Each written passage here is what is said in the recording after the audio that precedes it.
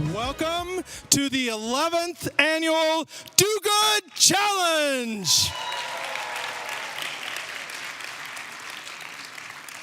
I'm Bob Grimm, and it's my pleasure to be the director of the Do Good Institute. And we're excited to be here at Riggs at one of the original sites for the Do Good Challenge as we embark on the second decade of the Do Good Challenge and our Do Good campus.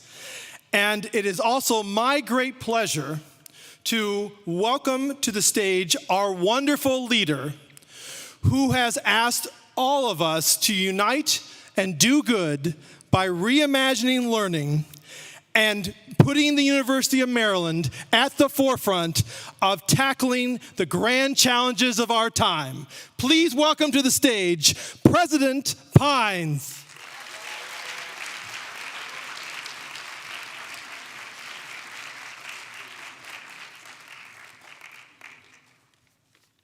Hey, how you doing? You ready for a Do Good Challenge? All right. So let's give Bob Grimm a round of applause for his leadership of Do Good. Thank you, Bob, and all that you do. Welcome, everyone, to the 2023 Do Good Challenge, put on by the School of Public Policy. How about a round of applause for the School of Public Policy, huh?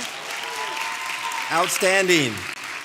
You know, for as long as I've been at the University of Maryland, which is a long time, I've almost been here 30 years, I have always enjoyed the passion, dedication, creativity that is on display in student competitions. And tonight is one of our best and most meaningful competitions.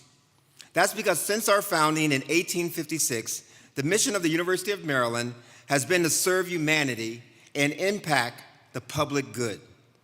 Our goal remains empowering the next generation of leaders, artists, writers, educators, scientists, and global citizens to develop creative solutions to the grand challenges of our time.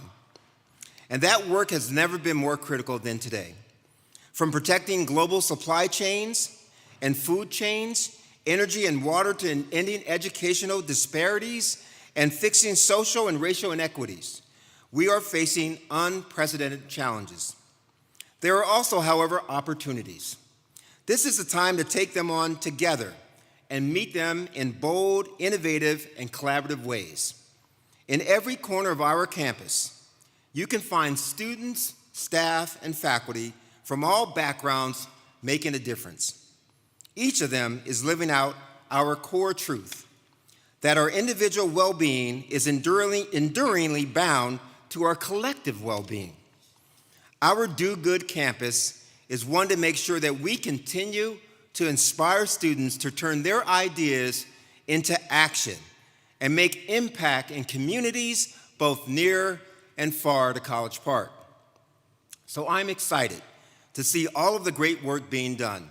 Together, this is how we can move our state, our nation, our world forward. So let's all go forward and let's do good. Thank you. Go Terps.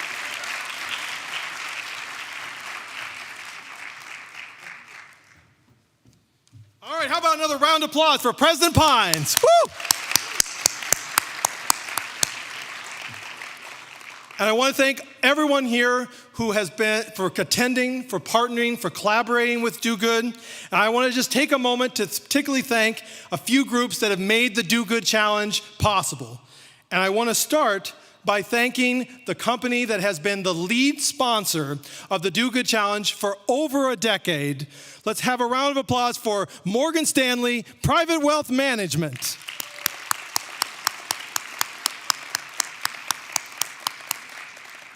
And we've also been very fortunate to develop a transformative partnership and a very close and invaluable friendship with the Rothschild Foundations. And I want to thank them for their support of the Do Good Institute and programs like the Do Good Challenge.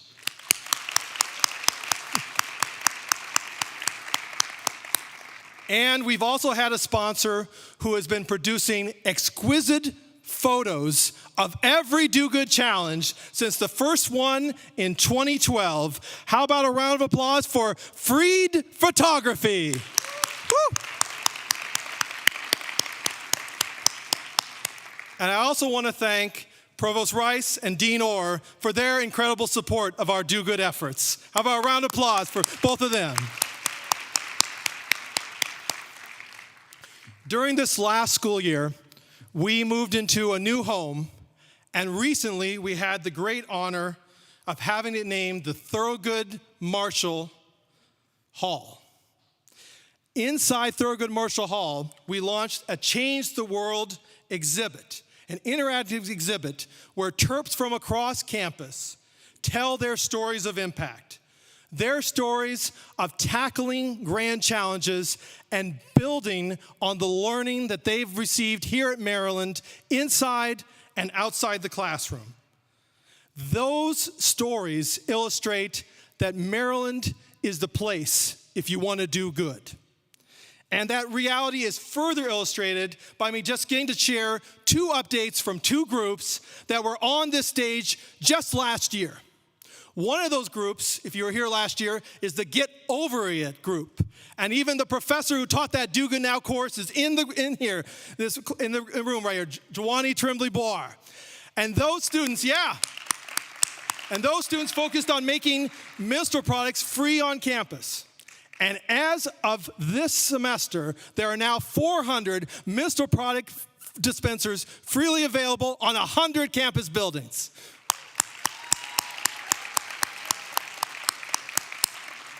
And also on the stage last time was an alum group, the Hollister Foundation, that provides recycled medications around the world. Since the last challenge, they have now delivered over $9 million worth of recycled medications around the world, including millions of dollars of recycled medications to Ukraine. How about a round of applause for the Hollister Foundation? And tonight, this night you're going to hear from 6 incredible finalists who are also making an impact around the world. And we're also thrilled to have 2 live alumni who are going to share their updates about the impact they're making in the world. And we're also going to give you, throughout the program, 3 of the stories of impact from the Change the World exhibit. And the first story that you're going to hear from an alum group that was on this stage just a couple years ago is the Audelia Community Response Team. So what do you say? Let's get started. Audelia Community Response Team is named after my mom. My mom instilled the need to help our community. She always would actually take our things and send them to El Salvador. Audelia Community started to help with food insecurity in Prince George's County and Montgomery County. And we moved forward to connecting community members with other resources and other organizations. Audelia Community didn't originate as a program. Myself and my siblings worked at a clinic. One of our patients was actually on the news talking about the impact that COVID had on her. So it did start as just my family helping one other family. And then by word of mouth, it just grew into the organization that it is now. Within the first 9 months during the pandemic, Audelia Community had 60 volunteers, and we were serving 1,400 families. And that's about 3.7 million meals. We've been able to put together COVID vaccine clinics. We're able to get 6,000 community members vaccinated with their first and second dose. We actually learned about the Do Good Challenge, I think, like 2 days before the deadline was due for the application. And we just quickly tried to put everything together, all the information that we had. We honestly didn't think we were going to get picked. Winning the Audience Choice Award was, I think, more exciting than winning the challenge because it just showed that we were making an impact and the community was involved in our success. Coming to the University of Maryland allowed me to expand my network, and those connections were actually what helped me make Audelia Community into what it is now.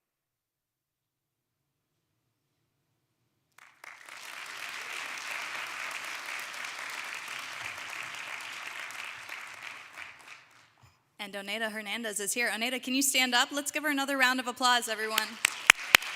I can't see, but for all the amazing work she's done with the Audelia community. Good evening, everyone. I'm Sarah Youssef-Najad Gallagher, the Associate Director at the Do Good Institute. This event is really near and dear to my heart. 10 years ago, I pitched on the challenge stage, and it showed me that the Do Good community is strong, supportive, connected. I was thinking about this a lot last night, and we're like an extended family of really passionate and impactful people, and this is like our family reunion. For those of our new friends and those who need a refresher, let me explain how the evening will work.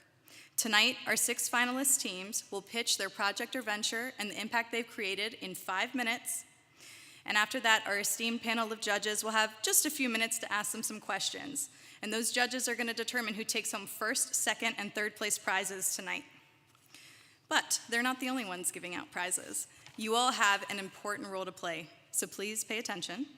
And after all the pitches have been made, we're going to ask you to text a vote for your favorite team. The team that wins the most votes takes home the Audience Choice Award for an additional $2,500. I'll tell you about the 2 tracks. First up, we have the projects track.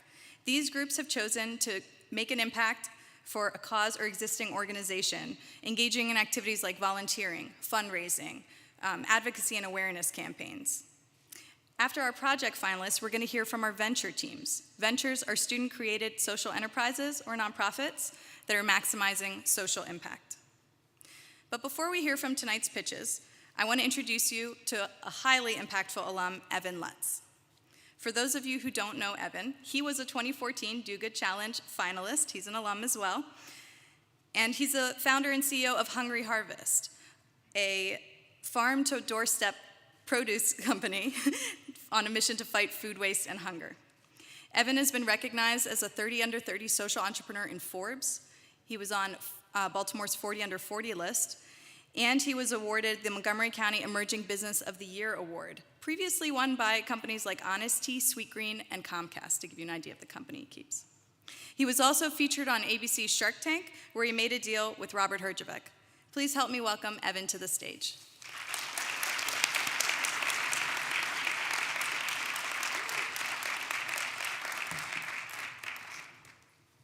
Hello, everyone. How's everyone feeling tonight? Ready to do some good? So I'm Evan Lutz. I started a company called Hungry Harvest.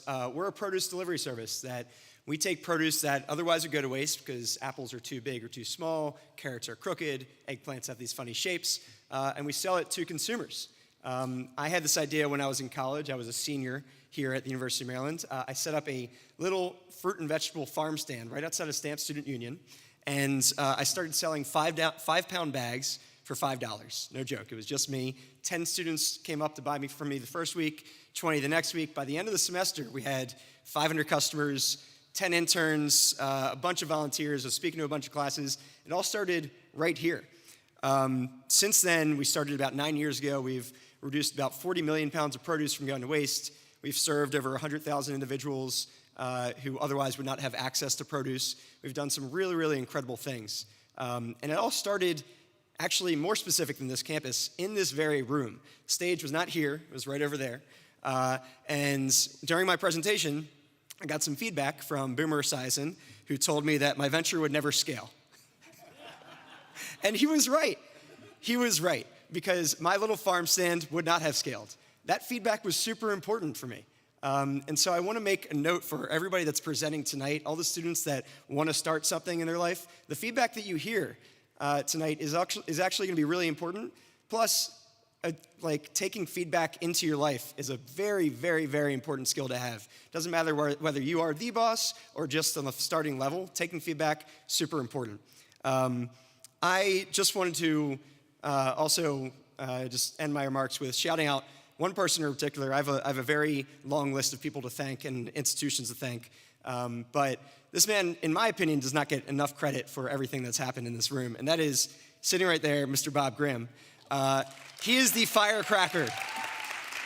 Bob, when you go to sleep at night, I just hope you know that you have made impact on myself, on a lot of other entrepreneurs that have come through this station, and we've made impact on tens of thousands of people, and that's because of you. That is because of you. So thank you, Bob, for making this whole event happen. And Hungry Harvest would not be the same without it. Go Terps, let's do some good, and thank you guys so much.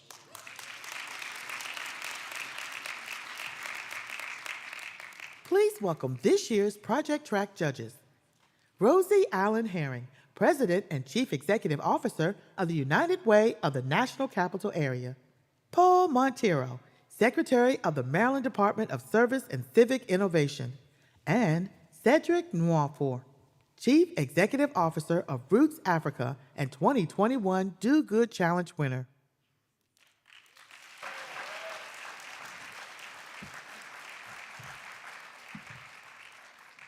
Welcome to the stage, Kesem at University of Maryland.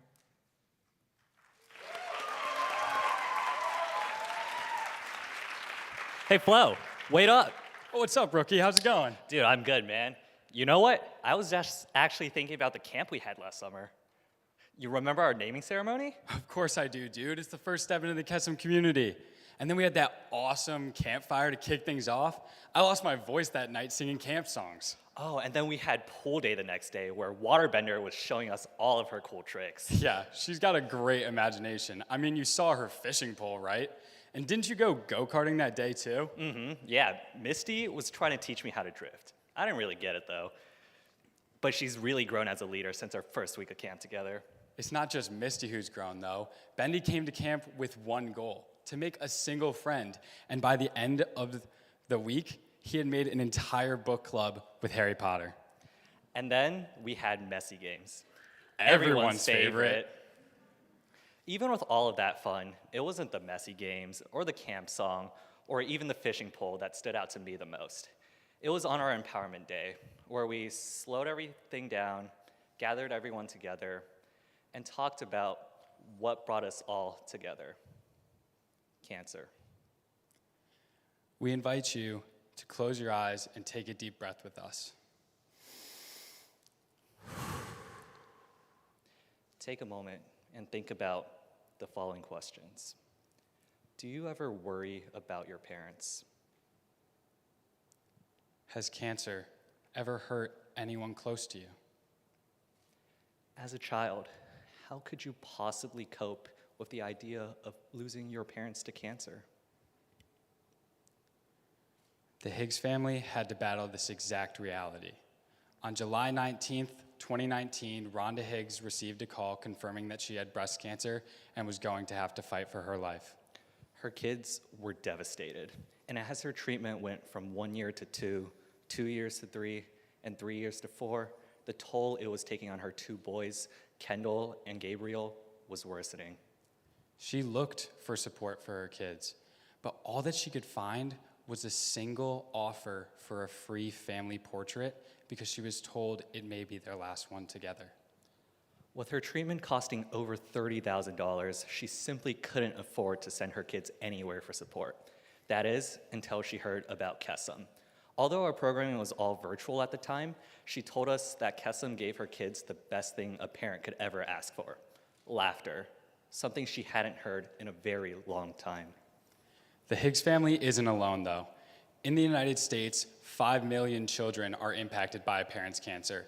That's 1 in 15, which is a significant number, but it also means they may be the only one on their soccer team, at the lunch table, or even at the sleepover with this experience, which is extremely isolating and has a huge impact on mental health and development. And that's where Kesem comes in. Kesem brings all of these kids together to a community of support where they can talk about their feelings with people who just understand. At Kesem, the kids can just be kids without having to feel like an outsider. Camp Kesem is our flagship program, but that is just one step of our year-round support, which includes reunions, cabin chats, letters to campers, and bereavement support. And all of our support is completely free for our camper families. Here at the University of Maryland, we hosted our first camp in 2018 for 35 campers.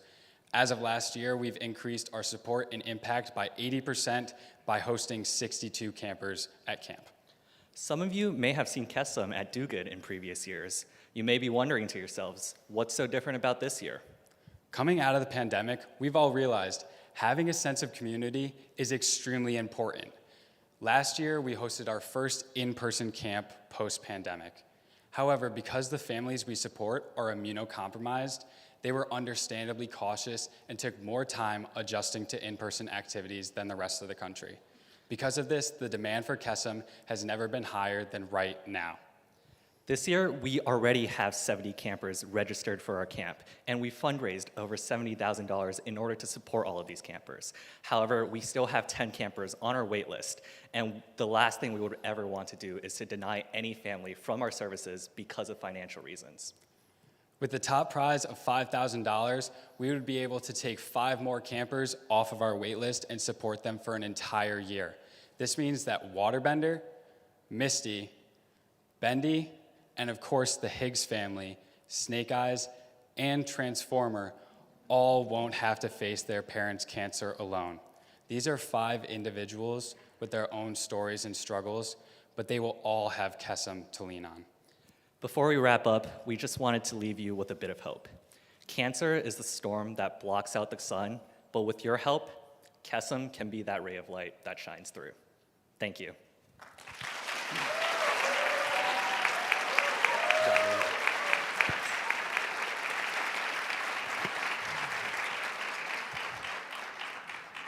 Fantastic presentation, guys. Thank you. I'm curious about the initial 35. Where are they now? Have they progressed through your program, or how are you supporting them?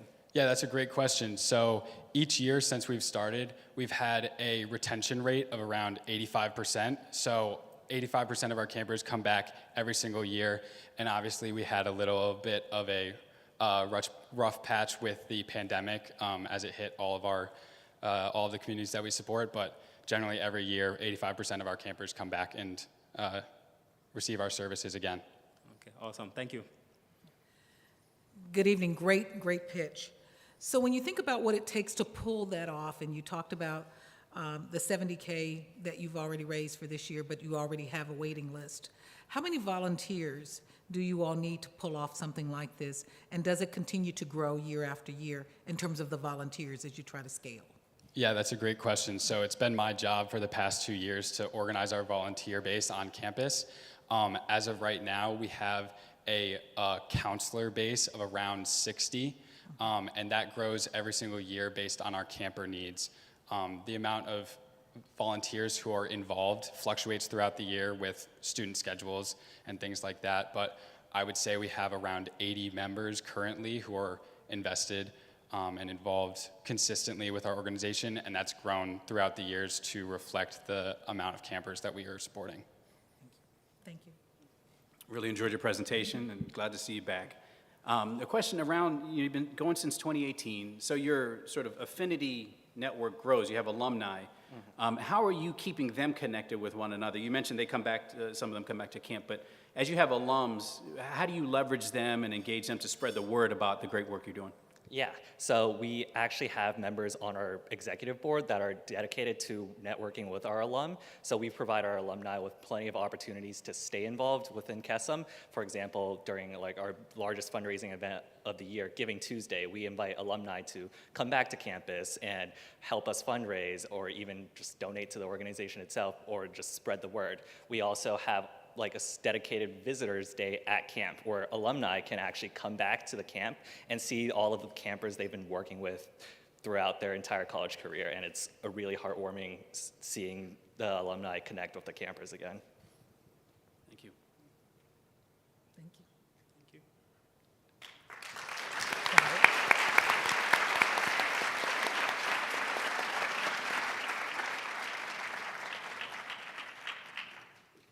Welcome to the stage, Preventing Sexual Assault.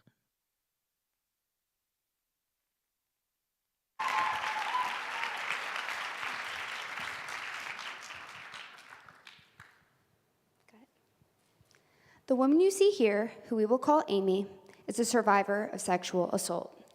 Amy, like many college students, grapple with feelings of loneliness, depression, and self-blame after their assault. However, this issue does not only impact Amy, but the two of us, as well as many of our friends, family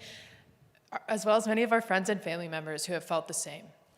Please raise your hand if you or someone you know has been affected by sexual assault. As you can see, most, if not all of the room has been impacted by this issue in some way. Good evening, everyone. My name is Damiana Colley. And my name is Anna Gerstein, and we are the co-presidents of Preventing Sexual Assault. 13% of students in their undergraduate years will be a victim of sexual assault in some form. 1 in 5 women and 1 in 16 men are sexually assaulted while in college. This also affects University of Maryland students. Within the past decade, we've seen a large increase in these numbers, and since 2014, we have seen the largest number of reports on our campus this past year. In order to best understand how to address this issue on campus and our community's need for it, it is best to assimilate the population into these sections. When students enter university, they are typically 17 or 18 years old. They might only have a vague understanding of what sexual assault looks like on campus, especially on college campuses. While the university does provide online sexual assault awareness training, it is only required once, and you're pretty much able to skip through it. This leaves an entire population of students fairly oblivious to the issue at hand. PSA aims to bring education, awareness, and action to prevent sexual assault. Our goal is to work with power-based violence survivors and uplift and support them while simultaneously working to end rape culture,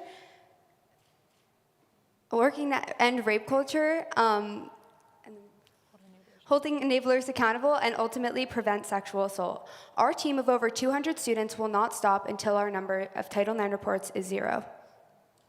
Throughout the year, we hold a variety of different events on and off campus to engage our community and mobilize our members to create long-lasting change. Since our inception, we have been able to engage over 12,000 students. To put that into perspective, our combined efforts have reached almost the entirety of the Xfinity Center. Despite a lack of resources, these numbers have continued to grow.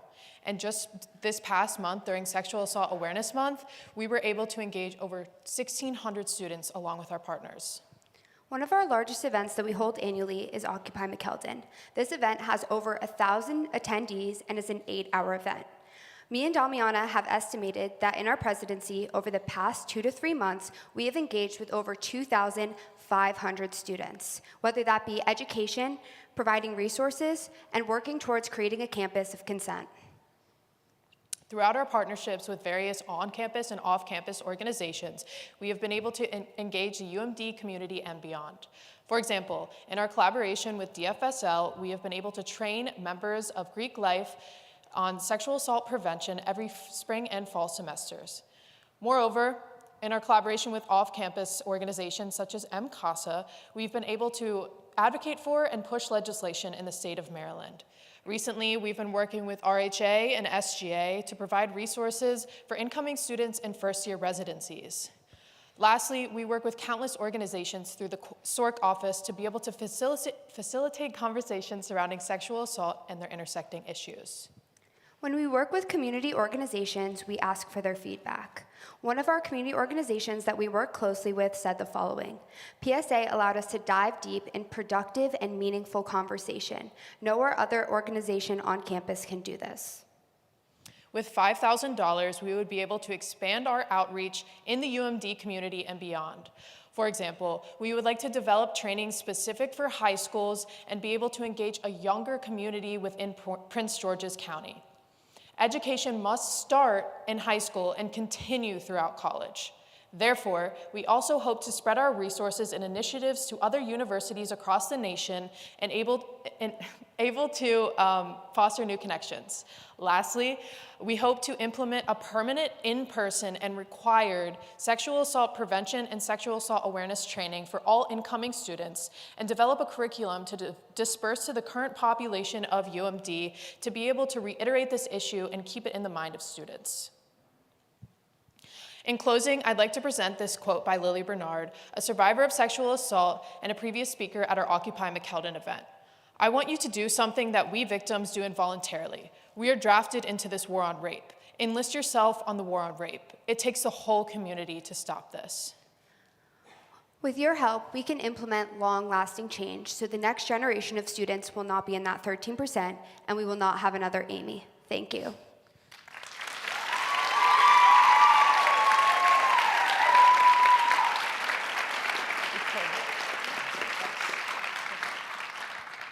So thank you, ladies. That was quite informative, and I do really appreciate the data.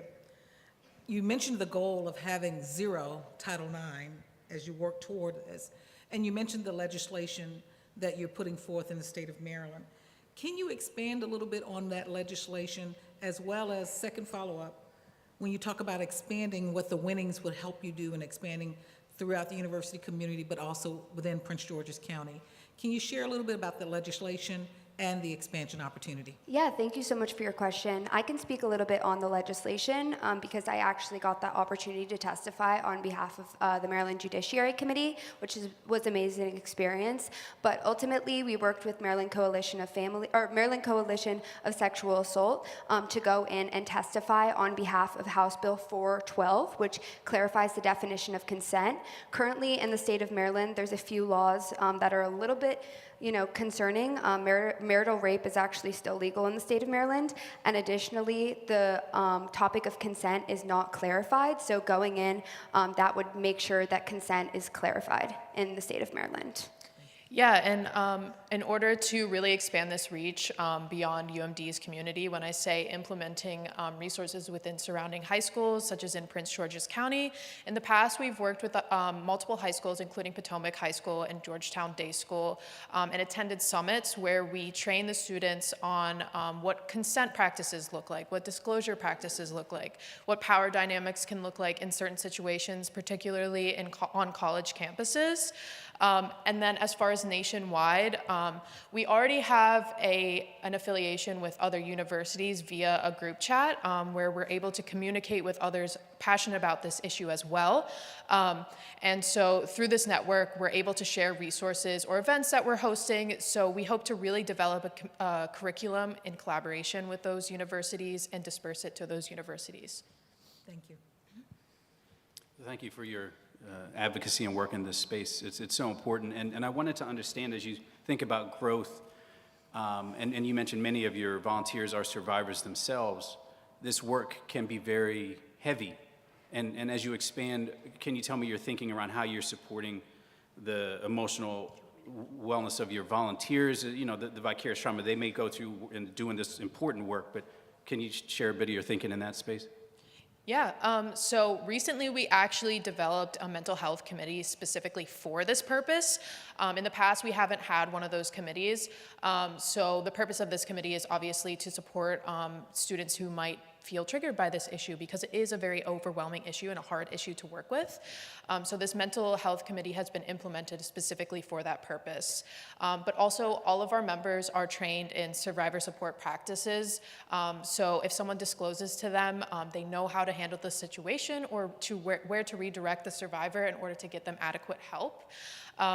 So yeah, I think in combination, the mental health committee who is there to support our team, as well as our team being able to support the community, really helps. Additionally, the work that we do, it can be draining, but it's really rewarding to us, especially with working the UMD community. Us personally, and a lot of the people that we work with know people that have experienced sexual assault or didn't realize that they did experience sexual assault and then come to one of our events and realize it during that time. So, having, like Damiana said, we do have that mental health chair, but unfortunately, we are a student-run organization, so we do have lack of funding. But, we have the mental health committee that sends out group chats, sends out text messages, checks in on people. So just little things like that, making sure people are okay. Thank you.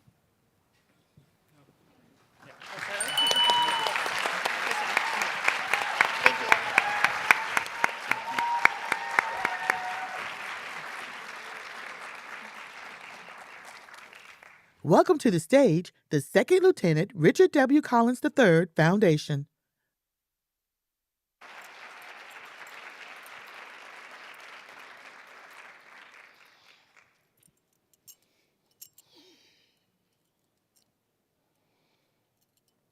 Good evening.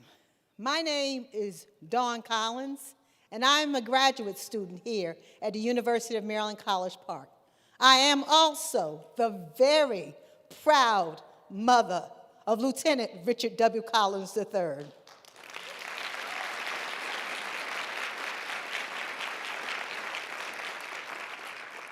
Lieutenant Collins' life was taken away from him by what I call a domestic terrorist.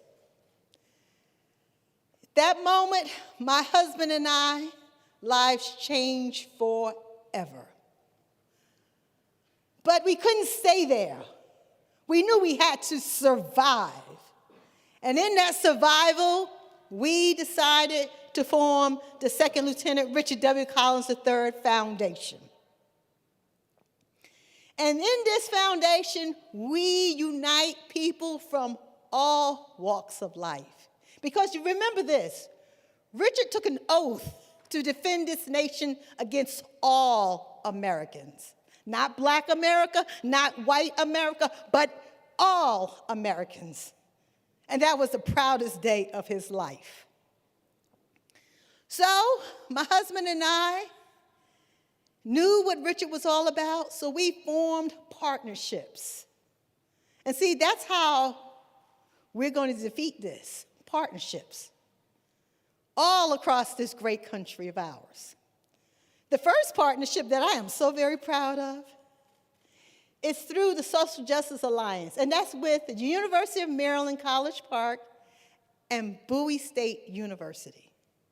This is where you have great minds, professors, and lay people come together and to come and solve these problems that plague our great nation.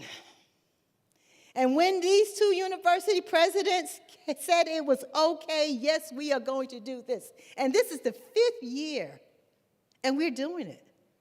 This Friday, we will have another symposium with the Social Justice Alliance. We're also working with the Mission Continues, where you have retired military veterans working together with ROTC from cadets from both campuses. And in this picture, what you see is where we went in to Baltimore to an urban garden, and guess what they told us? In 3 hours, we were to accomplish what usually takes them 3 months. So this is the power of what working together will do. Also, I am so proud of this, Outward Bound, where we bring students from over 4 different universities, and they come together and go on an expedition out in the Adirondack Trail. And guess what? They don't care where they came from. They know they have to survive on one another to get the job done. And when those cadets come back, they are changed.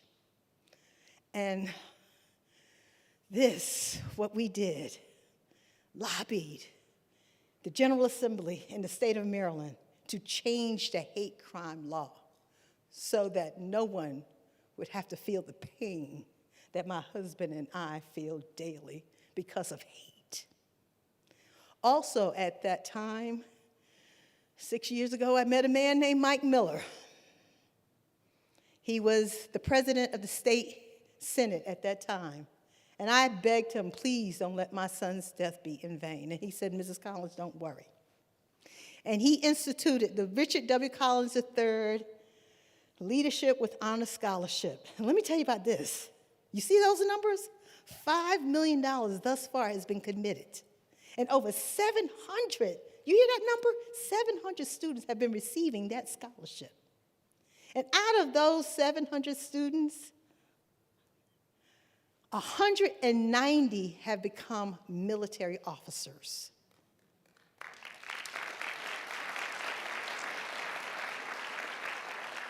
And in this, I've received letters from mothers saying, I know your pain is great, but my son and daughter would never have been able to do this without those monies. So you may ask me, what's next? Because see, Mrs. Collins and Mr. Collins, we dream big. With that $5,000, we'll be able to hire 3 ROTC interns to help with the capacity of our foundation, to make sure that we stay in contact with our funders.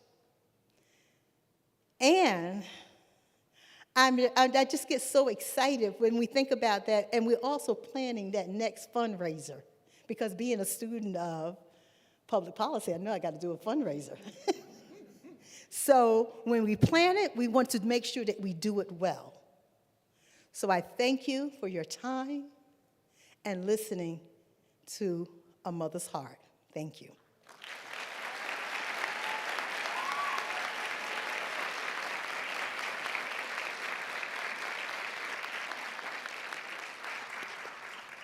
What a powerful story to turn struggle into triumph. Yes, Really, sir. kudos to you. I'm curious, what is your access point? What is one thing that could happen today that could take your foundation to the next level? One thing that would take my Foundation or your organization to the next level? a national footprint. And when I say that, not only University of Maryland and Bowie State, I'm speaking about all PWIs, which is predominantly white institutions, joining with HBCUs in this endeavor. Because see, what's happening here, we're the first in the nation. When we did the research, we're finding out that we here in the Maryland, the first that you have a PWI and an HBCU coming together in this capacity. And I want to take it national. So for those in the audience, utilize your network to make this possible. Exactly. So as you think about what you've been able to accomplish, and Mrs. Collins, we recognize that this is through a significant loss and through a lot of pain for your family. We honor you in doing that today.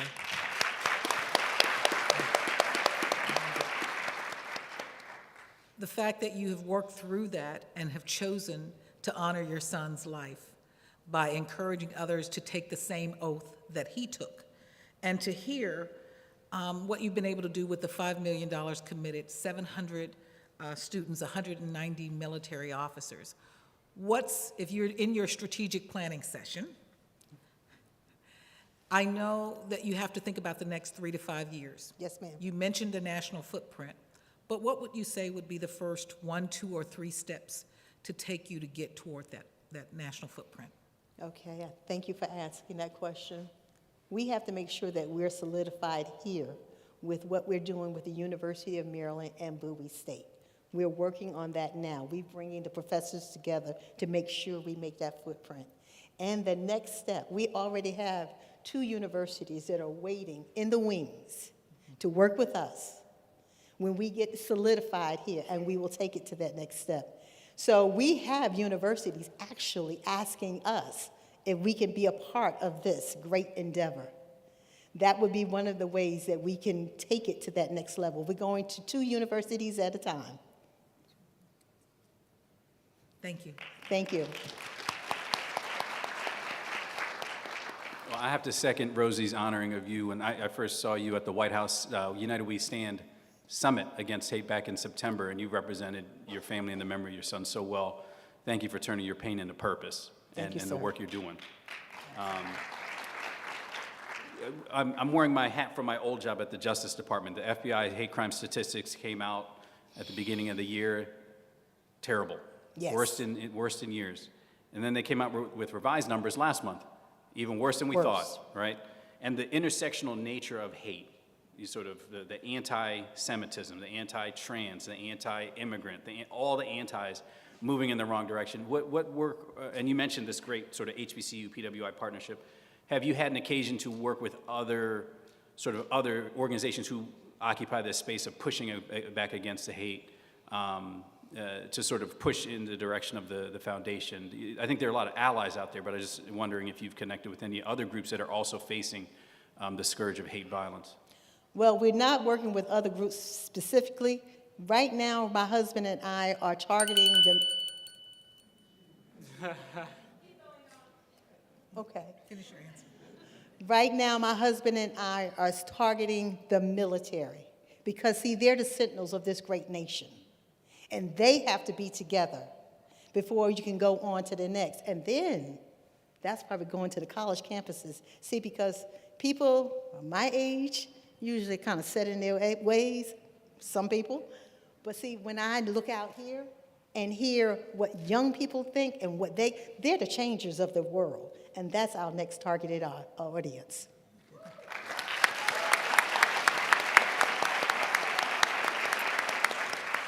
Thank you. Thank you. Thank you.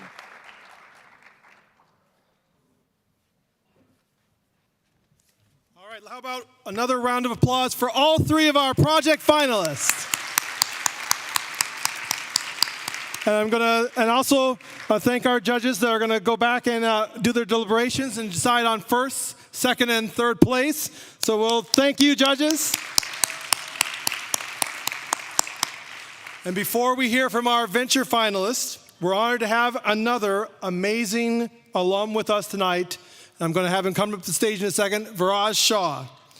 Viraj is the co-founder and CEO of Vitalize Care, where he works to improve the mental health of healthcare professionals. Viraj graduated from Maryland in 2021, and then he moved to the UK to pursue a PhD at the University of Cambridge as a Gates Cambridge Scholar. In fall of 2022, Viraj left his PhD to commit full-time to Vitalize. And you may also, I should also mention that he's been involved in a couple of other Do Good Challenge finalists over the years that you may remember, Public Health Without Borders and Chat Health. And he also worked as a mental health researcher for the US Surgeon General. Please welcome to the stage, Viraj Shah.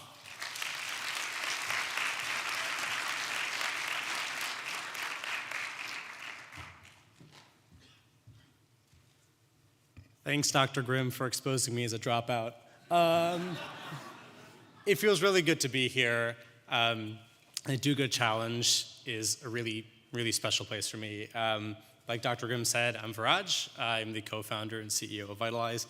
We are working to improve the mental health of healthcare professionals. But my journey with the Do Good Institute and the Do Good Challenge actually started quite a few years ago, my freshman year of college. Now, when I went to my first Do Good Challenge, Sarah knows this story, I didn't know what the Do Good Challenge was. I was part of a club on campus at that point in time called Public Health Without Borders. And I got a text the morning of from the president saying, we need you to go stand at this booth in the Clarice Smith Auditorium. I was like, all right, class is done, I'm gonna go. And I went there, and I had to man this little table. We were a semi-finalist and talk about Public Health Beyond Borders. And I really didn't know what this was about. And then someone from the School of Public Policy called Robert Orr, he came up and he asked me a bunch of questions. About 2 hours later, I figured out that he was actually the dean of the School of Public Policy, and then I probably said a whole bunch of dumb things to him about what we were doing because I had, let's say, 5 hours of notice to be able to do it. But little did I know that that was actually the start of what would be the most, honestly, meaningful community that I was a part of at the University of Maryland. Since then, I had the opportunity to take part of the challenge with Public Health Without Borders, also with Chat Health, really giving me the opportunity to solve problems that either I faced or that I personally really cared about. Through the Do Good Institute, I learned how to formulate ideas, how to execute on them, how to build teams, how to raise funding. But one of the most influential things that actually happened as part of the Do Good Institute is I met my co-founder for Vitalize Care.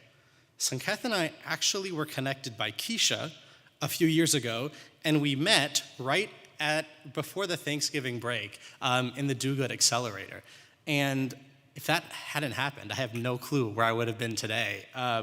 Fast forward a bit, we had the opportunity with Vitalize Care to participate, luckily win the Do Good Challenge last year. This was a really defining moment in our company's journey. I think it gave us a lot of the confidence that said, maybe we could do this full time. At that point in time, both Sanket and I were on paths to go to medical school. And for us, accepting that that might not be our future is really hard. My parents are here today. Sorry about that, guys. But ever since we were able to commit full time to Vitalize, it has been one of the most incredible journeys.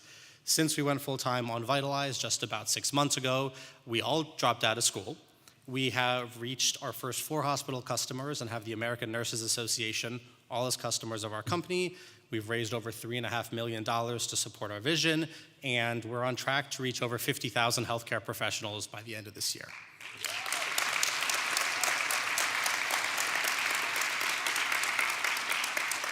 So honestly, Dan, I think for me, the Do Good Challenge and being able to come to this event is always a homecoming. I have everything to owe to the people in this room who have given me the opportunities to make my vision a reality. And if you'd asked me 4 years ago where I would have been, this would not have been the answer. Never in a million years could I have dreamed that this is an opportunity to work on my company full time, to live in San Francisco and have the opportunity to do something every single day that I really care about. And for all of the students here, if you've got an idea at this university, go and take that next step. Find someone else to work with. Try to take that to the first step to executing on it, because what I'll say is unique about this university is that the people here are going to support you, and they're going to support you in ways that you never thought were possible. So honestly, congrats to all the teams participating. Thanks to the entire Do Good Institute. And go Terps.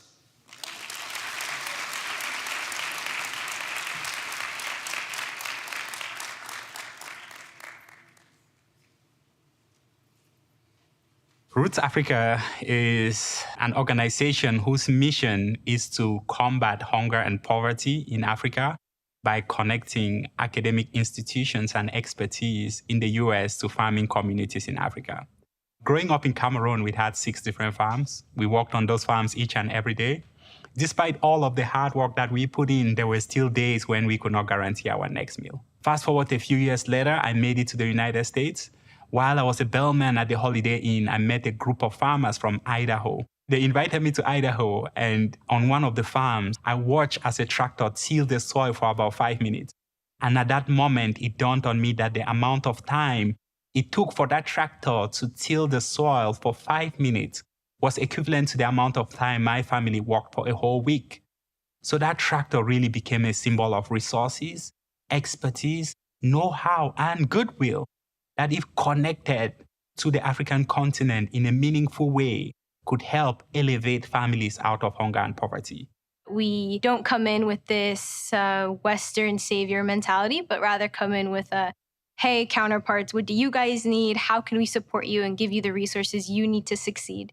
Transferring knowledge, skills, expertise to the next generation, to future generations. The fact that that idea of doing good that is embedded within UMD believes in a small freshman idea to change the world is truly confidence building.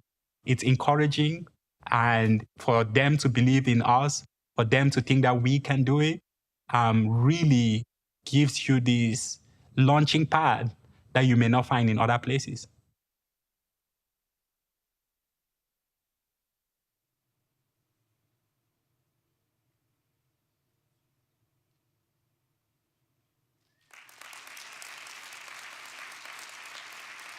Please welcome this year's Venture Track judges, Michelle Gilliard, Corporate Social Responsibility Leader for IBM Americas, Khalil Kettering, BSO's Earth Fund Program Director for the Nature Conservancy and 2014 Do Good Challenge finalist, and Daniel Whittam, Executive Director, Senior Philanthropic Advisor at Morgan Stanley.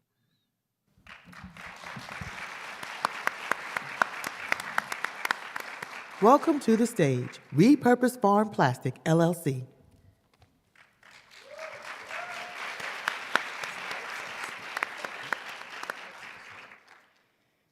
Good evening, everyone. My name is Christina Chrisman, co-founder and CEO of Repurpose Farm Plastic.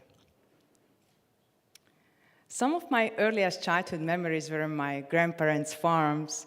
I spent every holiday here with my brother. We chased chickens, built forts, picked watermelons, and my grandfather, Joseph, inspired to study agriculture engineering, so we were hoping that one day I will take over the farm. But a few months into college, my grandfather passed away due to an open burning accident involving plastic.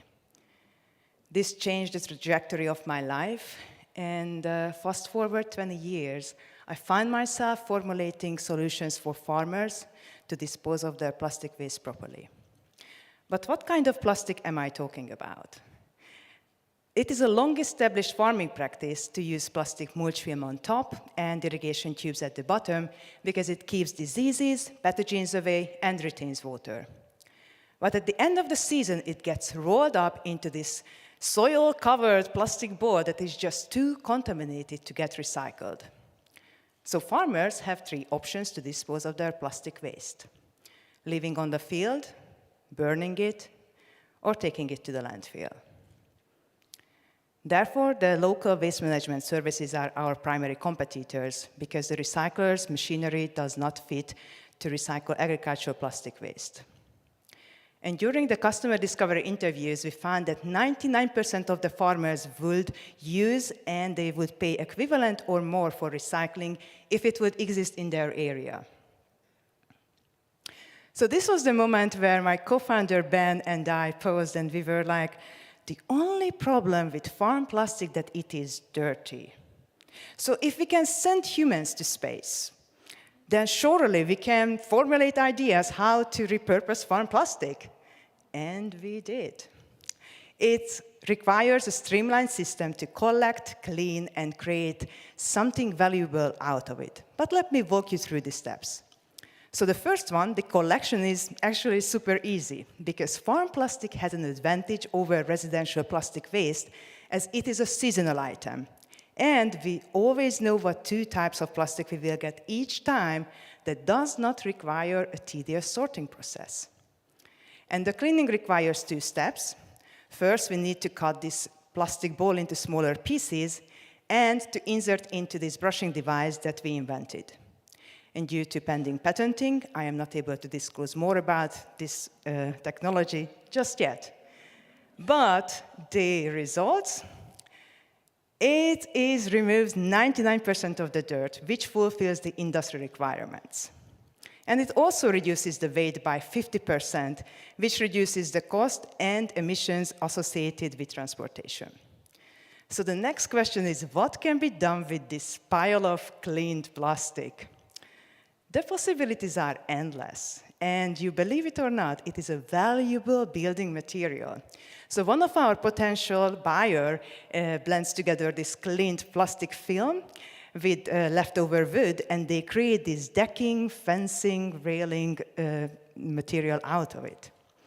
Because we believe that right now we are not able to stop the plastic production, but we need to deal with the waste. So why don't we put it somewhere where it is good, that is lasts forever? So far, thanks to our efforts, we already saved 2 tons from the University of Maryland research farms from the landfill, and we have the potential to do so in the state of Maryland, the United States, and beyond. The agri-plastic waste management is an emerging industry due to environmental concerns, and it is expected to grow exponentially due to environmental concerns. And this waste management industry has a $575 billion industry, and we are ready to disrupt it and take a bite out of it. So our business is actually super easy. We make money by collecting the plastic from farmers, we clean it, and we sell it by keeping our operational costs low.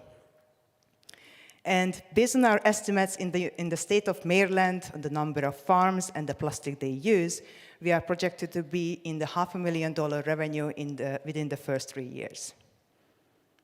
We started this journey 2 years ago, and we received grants and won a couple of competitions, and this allowed us to build a prototype and conduct this pilot collection at the University of Maryland research farms. And the $5,000 grant prize will buy us a baler. Compressing the clean material is reducing the cost of transportation. And it is also an industry requirement.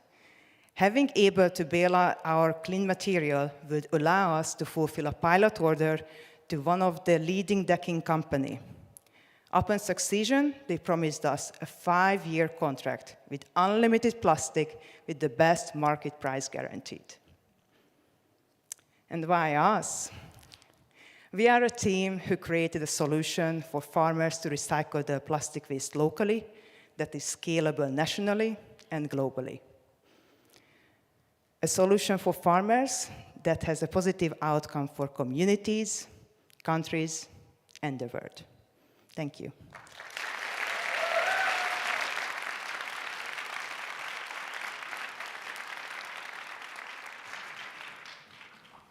Great presentation, really enjoyed that. Can you talk a little bit about what the sort of the upfront or onboarding costs for farmers to engage with this, and how does that compare with current alternative methods for dealing with this plastic waste? Thank you for the question. And the first round of customers will be the farmers who already use the plastic waste removal services. And we will match the price that they already pay $150 per ton to remove it, and that will be our starting point. I really appreciate the innovation that we're looking at here. And when we're looking at a market for this recycled plastic, you really talked a lot about the supply, and I'd like to unpack a little bit more about the demand. We hear a lot that less than 10% of the plastics that we think are recycled are actually recycled. So I'm curious about the demand side of this market and who are the buyers, and how are you ensuring that this is really getting actually recycled and not just ending up in a landfill somewhere?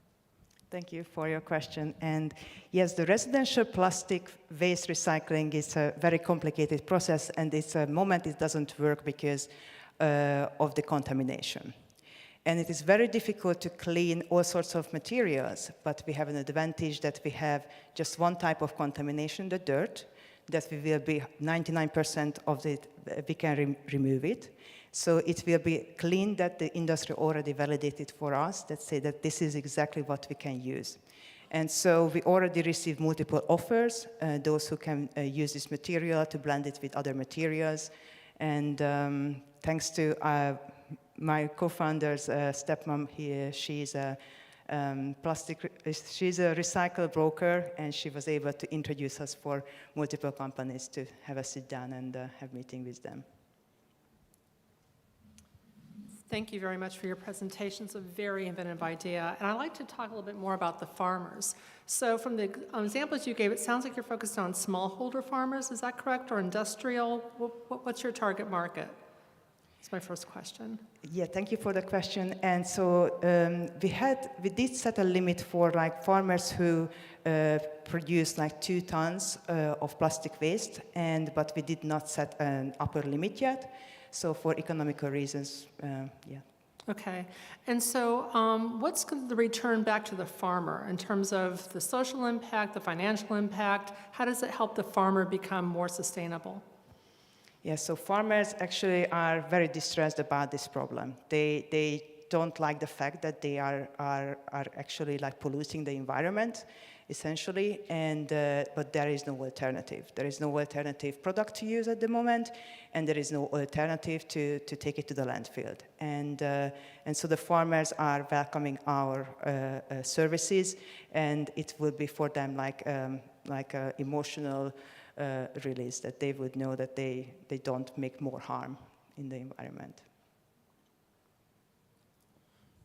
What is the biggest risk that you see preventing you from taking this to scale? To be honest, I don't see a risk. I want to try it and see, and if we fail, but I don't see a bad risk or good risk. I just going to do it, yeah.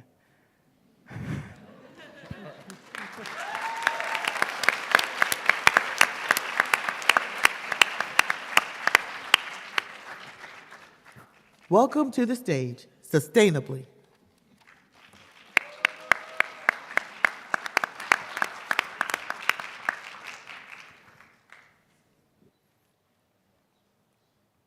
Imagine your landlord says, hey, I'm going to pay your energy bill in perpetuity.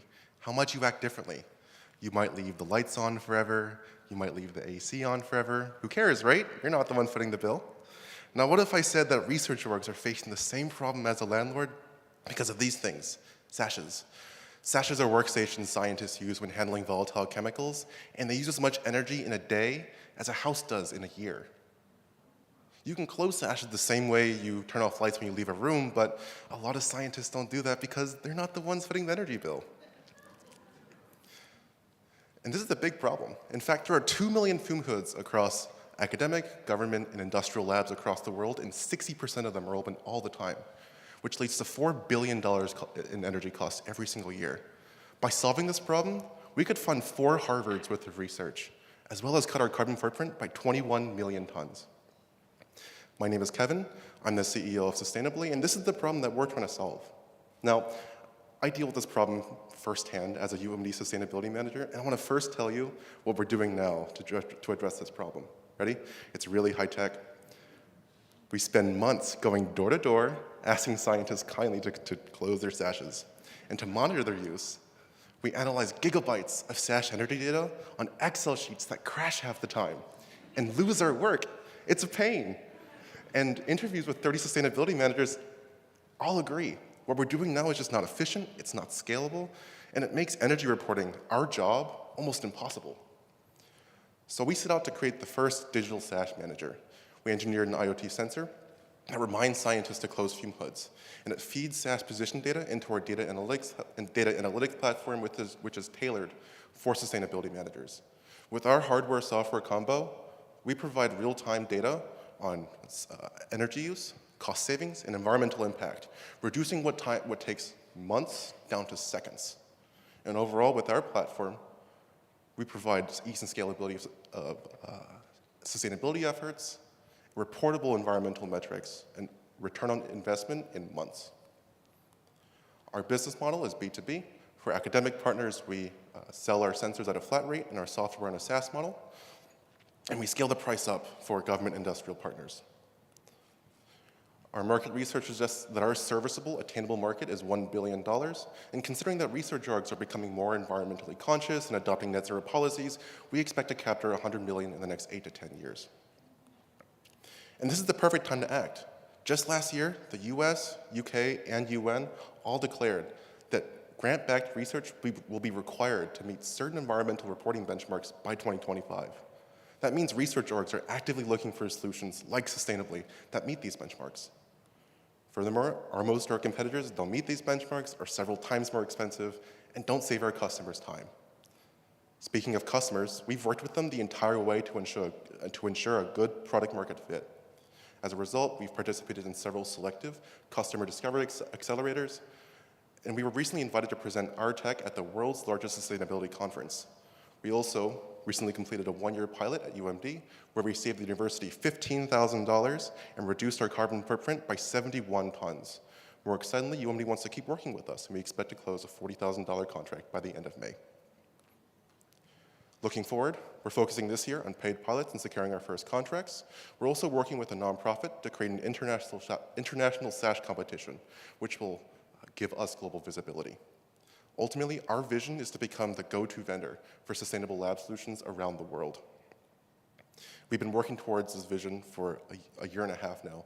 In addition to completing the pilot, we've signed 4 MOUs for paid pilots with large research institutions, and we've raised $4,000 in non-dilutive funding.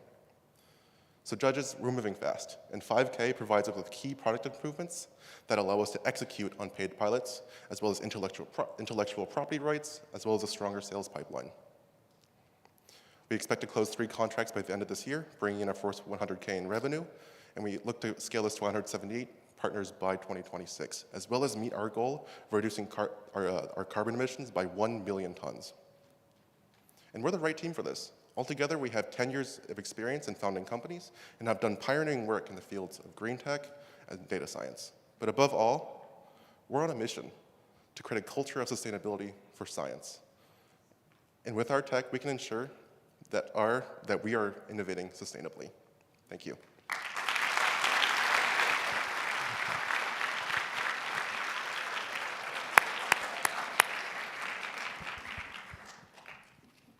Thank you. You're talking carbon emissions, speaking my language. I like it. So this is about behavior change, if I understand correctly. And behavior change is not easy to do. So can you explain a little bit to me how this triggers behavior change? And because there's still, it seems like, the opportunity for people to ignore or forget or not pay attention to your tool and still have the same problem. Sure.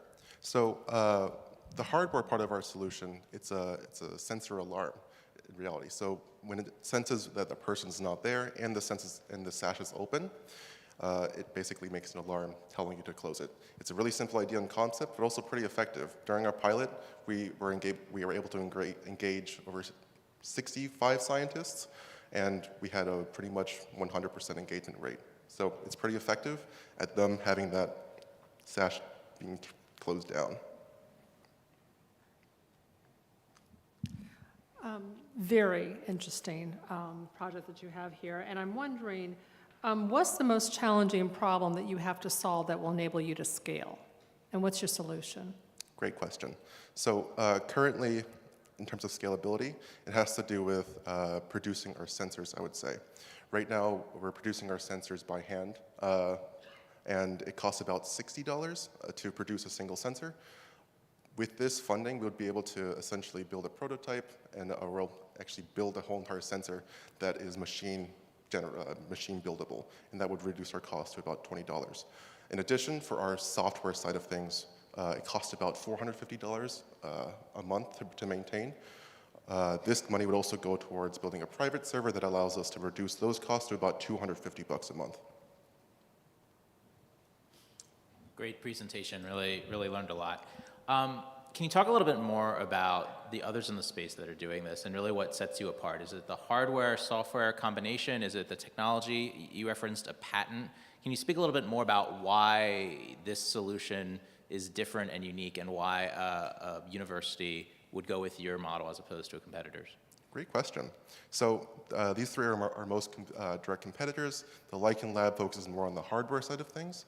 3Flow focuses more on the software side of things. We're the only ones that provide both solutions, an all-in-one package, so to speak. And I also mentioned that they don't really meet reporting benchmarks. As someone who works within the sustainability space, as a manager, I already am up to date with the metrics that we need, and we provide that metrics right to our customers, and that saves them a lot of time. I would also say the way we generated this was through surveys with other sustainability managers, and we basically told them these are the things on the market that we have right now, and this is our idea. Please rate them on these scales. And almost unanimously, this was the results that they came. So not only do we meet their benchmarks, we're more scalable than them. We reduce the staff time needed to run these kind of programs. We provide them really comprehensive metrics, reportable metrics, and we're one of the only few that can provide a return on investment in months. So a really great deal for our customers. Can I ask a question about who this is really for? And the reason I'm asking this question is that who needs this the most? Really, the costs are not that prohibitive when you think about the cost of a research lab, and just the kind of funding that the people who are involved in this are engaged in. So who stands to benefit from most as you think about your market? The people who are going to benefit most are the sustainability managers within research orgs. Currently about 60-70% of research orgs, including academics, biotech, and government, all have sustainability managers who are facing this problem right now. And looking forward, we expect to see about 90% of these organizations eventually having this kind of position facing this problem as well. So that's our market. We're selling directly to the sustainability managers, and they're going to essentially install our platform and use it the most. Thank you. Mm-hmm.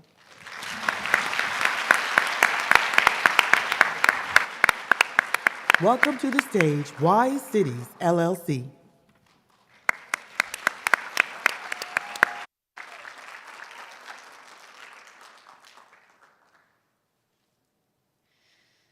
Take a moment and think about somebody in your life over the age of 65 and the impact that they've had on you. For me, that person is my nani. Now, my nani came to the US from India at the age of 18. As a single mother, she raised 2 daughters, worked full-time, became fluent in English, and got a degree right here at the University of Maryland, all at the same time. And she made this pin for me, actually. Now, we all have somebody in our lives like her, and it is on their behalf that I'm here speaking to you today, and I hope that I reach you. If you were to fill this room with 100 of our older loved ones, 65 of them would be socially unhappy, 40 would be chronically lonely, and 25 would be clinically socially isolated. Nationwide, this means that 36 million older adults just like them struggle with being alone, a number that will double in the next 20 years if not addressed. We decided to find out how getting older could put someone at such a high risk of being alone. Now, older adults have a burning desire to be involved in their communities, but they give up before even trying because opportunities to do so are so hard to find. In fact, this perceived absence of opportunities is a top reason why our older loved ones are lonely.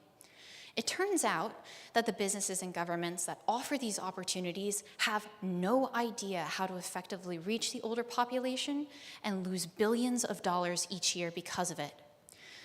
We realized these three groups wanted to connect and create mutual value, but were missing a channel on which to do so. So we made one. Hi, my name is Kat Close, and I am the co-founder of Wise Cities, a platform that serves as this channel.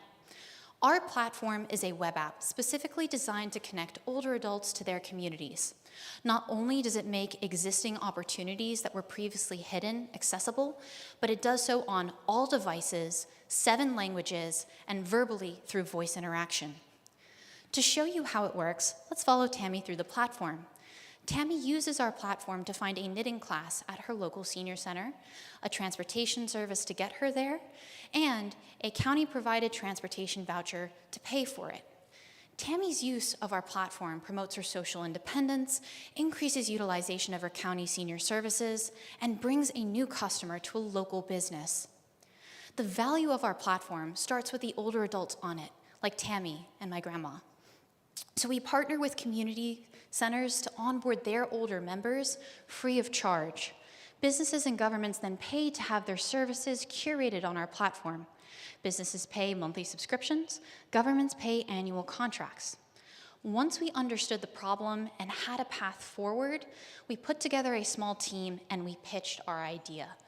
Immediately, the city of Fairfax came to us with this exact problem and paid us to develop a solution for the future. We accepted the challenge. And since then, we have made great strides in accomplishing this goal. Expanding across multiple universities, we have built a team of diverse student volunteers passionate about creating intergenerational change. Together, we have worked actively with over 190 stakeholders to build the best solution alongside everyone. We have developed relationships with 8 nationwide networks where we learn and help others tackling this issue. We have represented our cause at 6 expos and conferences where we have spread awareness of our mission to hundreds. We have pitched our idea and advocated on behalf of older adults to investors and entrepreneurs nationwide, and since inception, we have raised $25,000 in non-dilutive funding to push our venture forward. But by far, the biggest impact that we have created is the hope that we have given to those who had been feeling forgotten. I will never forget the smiles on the faces of older adults, families, caregivers, experts, and practitioners when they hear about the work that we are doing. And this is the reason why my co-founder and I will be going full-time on this venture after this semester.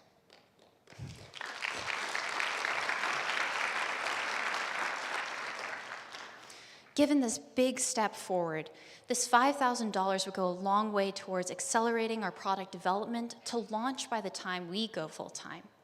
We already have 4 centers, 10 businesses, 4 governments, and the equivalent of 300,000 older adults actively waiting for our platform to launch. And with your help, we will be one step closer to connecting the 17,000 centers, 15 million relevant businesses, 111,000 local and state governments nationwide, with the 36 million older loved ones waiting to be included. We all age, and we are redefining what is possible for an aging population. So, on behalf of the older adults in your life today and all of us tomorrow, we hope you make the wise choice to support us. Thank you.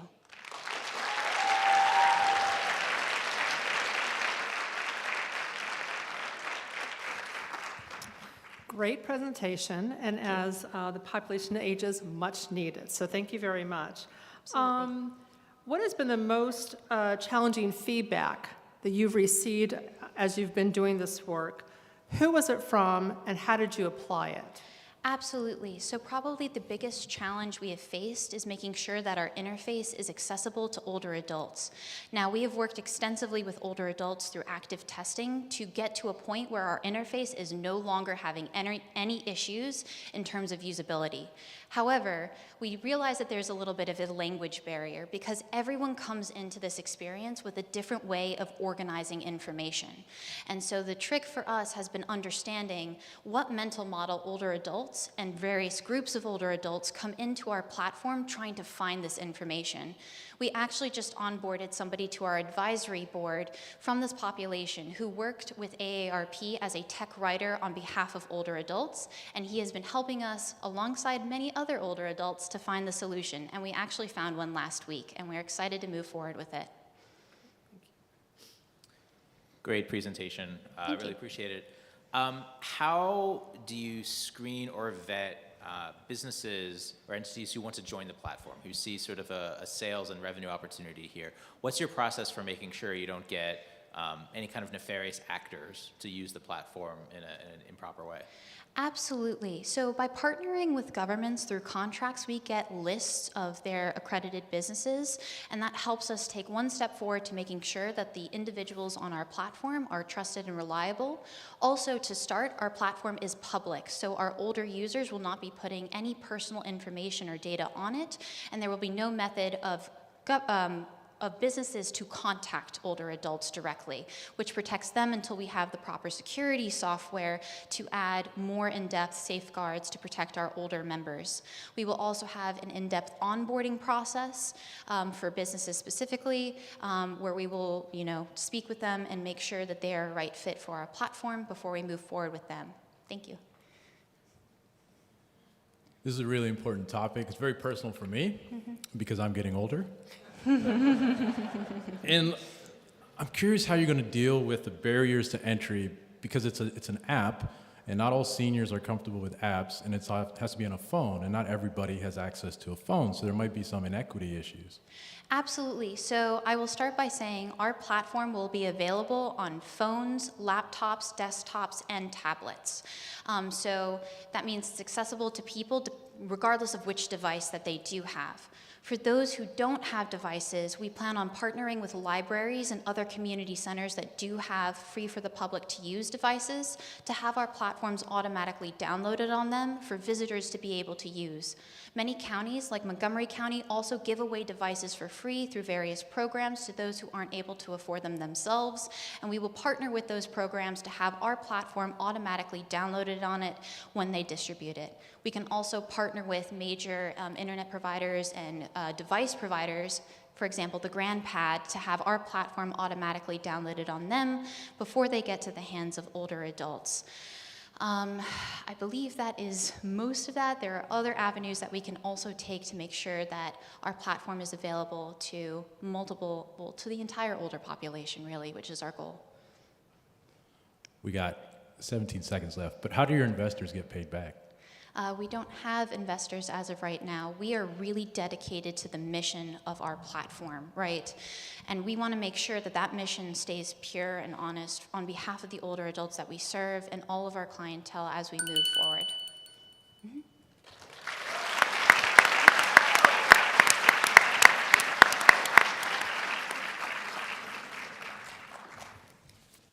All right, now we're going to ask our judges to leave the stage and go back and deliberate and choose first, second, and third. And I want to say there's a reason why I've never been involved in any part of the judging of the Do Good Challenge. Good luck to you, judges. All right?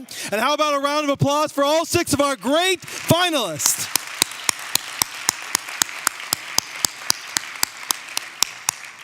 And so, as Sarah mentioned, now is the time that you get to be a judge and get to vote for one of the finalists to win the $2,500 Audience Choice Award. Now, I want to emphasize, you only get one vote, all right? So pull out your phones. The text to vote information is going to come up on the screen, and you only get vote once. So we're going to give you 1 minute. Vote for the group that you want to get the $2,500 Audience Choice Award.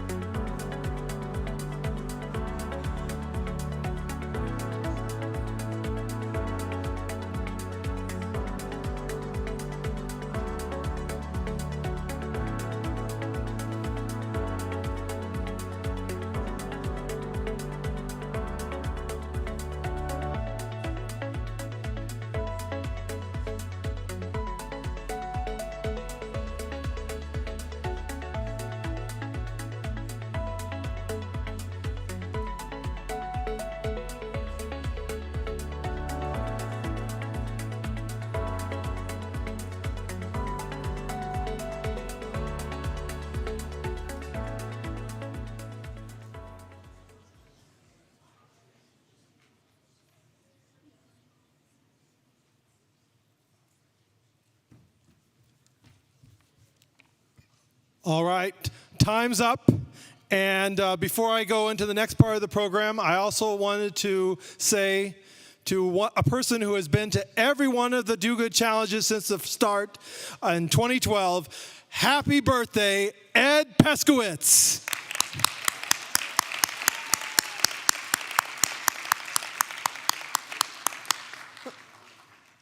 Now, back to the regular part of our program.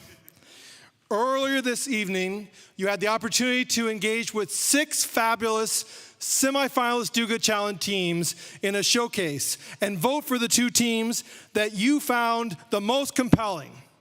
Well, the votes are in, and now these 2 groups will get the opportunity to do a 2-minute lightning round pitch right here on the stage. And the group that gets your vote, you're going to get to text a vote one more time after this. The group that gets your vote will get $750, and the other group will get $500. All right? So the 2 top winners of our showcase was Latina Pathways and Terrapin Think Tank. All right? So we're going to have our, let's hear it for our first pitch.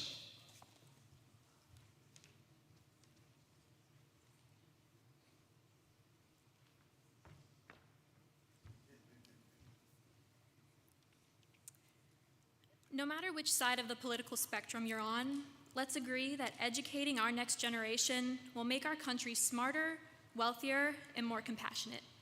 My name is Emily Eason, and I founded Latina Pathways, which is a student-run nonprofit on campus that provides pathways for Latina immigrants towards higher education. We currently have 58 Latinas participating in Penn Gals, a college and career mentorship program that matches Latina high school students to Latina college students. By writing monthly letters back and forth, our Penn Gals are forming professional and personal bonds. Mentors are guiding their mentees through high school, college application season, choosing her career path, finding internships as an undocumented student, and pursuing higher education as an underrepresented minority. We do this work because Latinx students are less likely to get a high school degree, a bachelor's degree, and a master's degree than their white peers. Many of the Latina high school Penn Gals who are matched come from backgrounds of poverty, limited English language proficiency, troubled homes, low school attendance, and poor class performance. It costs about $60 per gal to send writing supplies to our members around the country, such as pens, paper, envelopes, and stamps. And we put love and care into each of our Penn Gals packages. Without these free supplies, many of our gals will have to drop out of the program because they cannot afford the materials to write their letters. Please help Latina Pathways keep this program alive so our gals can continue making meaningful connections and empower the next generation of Latinas to get their degrees and improve their quality of life. Thank you.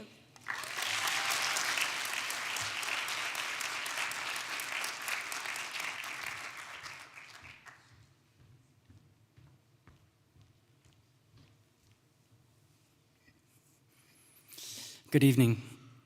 When we think about health, we often think about it within the terms of clinical care within the 4 walls of a doctor's office. But a patient's health is really shaped miles away and years before they first visit the doctor's office. My name is Daniel Fong. And my name is Isha Yardi, and we're the co-founders and co-directors of Terrapin Think Tank, the University of Maryland's first student-led policy incubator. We research, develop, and advocate for innovative policies that address significant health challenges in Prince George's County. Our mission is twofold. One is to improve the health of our local community through policy advocacy and development. We are working directly with the Prince George's County Health Department, the School of Public Health, and community stakeholders to identify health challenges and design policy solutions that meet the community's needs.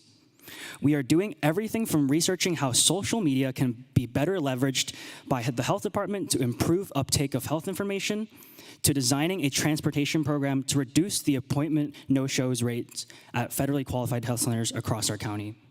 We are taking UMD's resources as a leading research institution and reinvesting them back into our local Prince George's County community through sustainable, wide-reaching policy impact. But we're also filling a critical opportunity gap for students at UMD.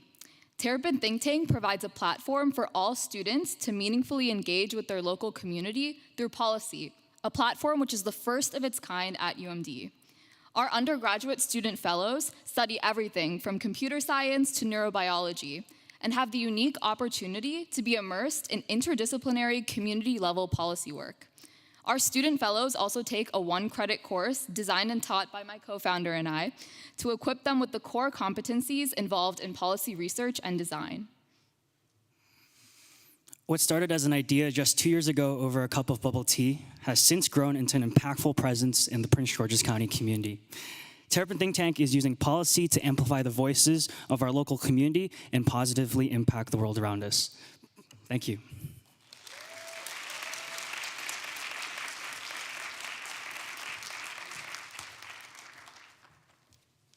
All right, if you can believe that, both of those groups just learned they're going to do a pitch on the stage about an hour ago, all right? So how about a round of applause for our 2 showcase semifinalists, right? And now it's your time to vote one more time for either Latina Pathways, that's number 1, or team number 2, Terrapin Think Tank, all right? We're going to have one more text to vote. Showcase team number 1 is Latina Pathways. Showcase team number 2, Terrapin Think Tank. All right? We'll give you a minute. Again, Latina Pathways, number 1, Terrapin Think Tank, number 2. Cast your vote carefully.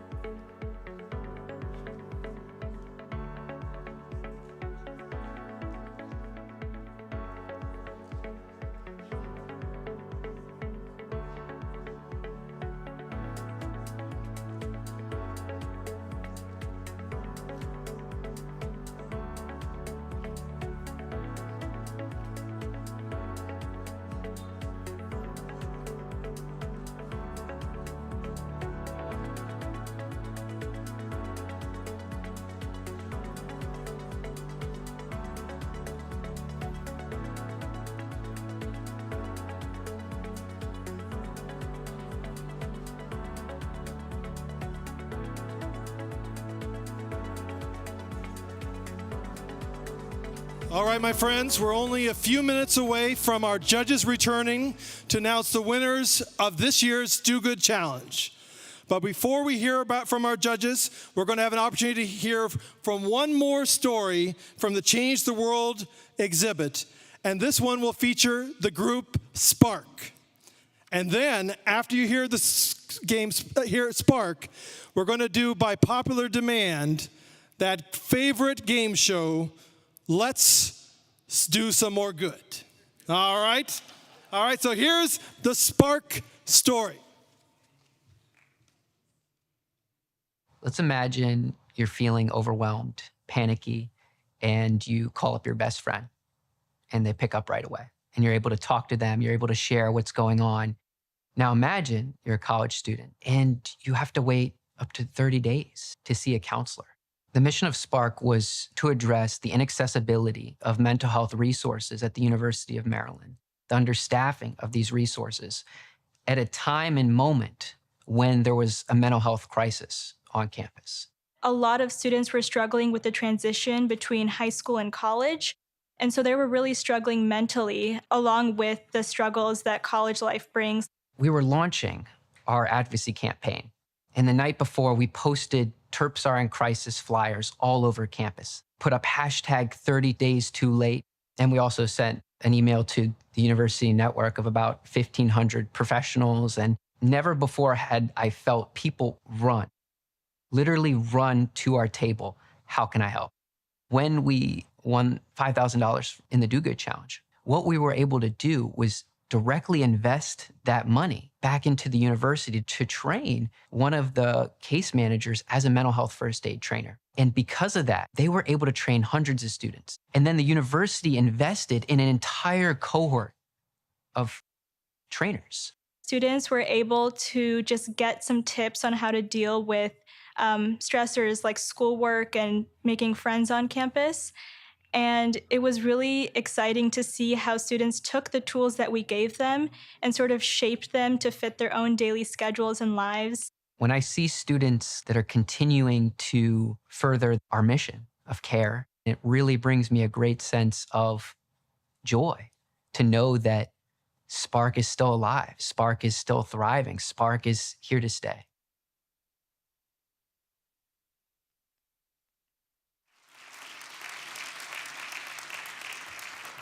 Good evening, everyone. Are you enjoying yourselves? Are you enjoying the program so far? Okay. This is absolutely one of my favorite programs of the year. All of the students that you have seen tonight have worked really hard to make a difference in our world, and I'm honored to be able to work with many of them and to witness the great work that they do. My name is Keisha. I'm a Terp alum. Go Terps. And I'm the manager of the Do Good Accelerator. While our judges are finishing their deliberations, we're gonna play Let's Do Good. So at this time, I'm gonna ask our remaining 6 showcase teams to come up to the stage to participate in our trivia game. Where are they? Oh, they're over here. So each contestant will answer 5 questions about a challenge, team, or alum. Players who correctly answer 3 out of 5 questions will win $100 for their team. All of our players will take home a Do Good prize pack. Audience, you are their lifeline, so help them by shouting out your answer. Don't be shy. Tell us what you think the answer is. Now let's meet our contestants. Okay, so please tell us tell us your name, introduce yourself, and tell us about your team. We'll start with you. Hey guys, my name is Thomas, presenting Yule. Shout out to Yule, my team right there. Let's get it. We provide conversational AI on a major social media platform for brands and virtual influencers. Thank you. Hi guys, my name is Olivia Anderson, and I'm the president of Scale here at UMD, and we host STEM-based competitions in Title I elementary schools to get the kids excited about STEM and learning in general. Hi everyone, I'm Isha. I'm the co-founder and co-director of Terrapin Think Tank, and we're the University of Maryland's first student-led policy incubator. Hi everyone, my name is Emily. I'm the founder of Latina Pathways, and we provide pathways for Latina immigrants towards higher education and community development in the United States. Hey everyone, my name is Sakai Imani, and I'm the founder and executive dreamer at Dare to Dream, a nonprofit created to empower marginalized communities to chase their dreams unapologetically through entrepreneurship. Awesome. Let's give them a hand. Thank you. So now that we know how you do good, let's earn some do good dollars. I will ask you each a question and give you 5 seconds to select your answer. Once those 5 seconds are up, I'll ask you to show us your answer. Are you ready? Audience, are you ready? I need y'all to get your shouting voices up, okay? Turn them up. Okay, let's begin. Question 1. Change the World, an interactive exhibit featuring life-size chirps making an impact on campus, in their communities, and across the world, is in which building? A. Okay, you have 5 seconds. Your audience is saying A. Okay, hold up your answers. All right, the correct answer is A, Thurgood Marshall Hall. Y'all were paying attention. Good job. Okay. And now for your second question. The James Hollister Wellness Foundation, which has saved over $9 million in medicines and served over 600,000 people, started in what living learning program?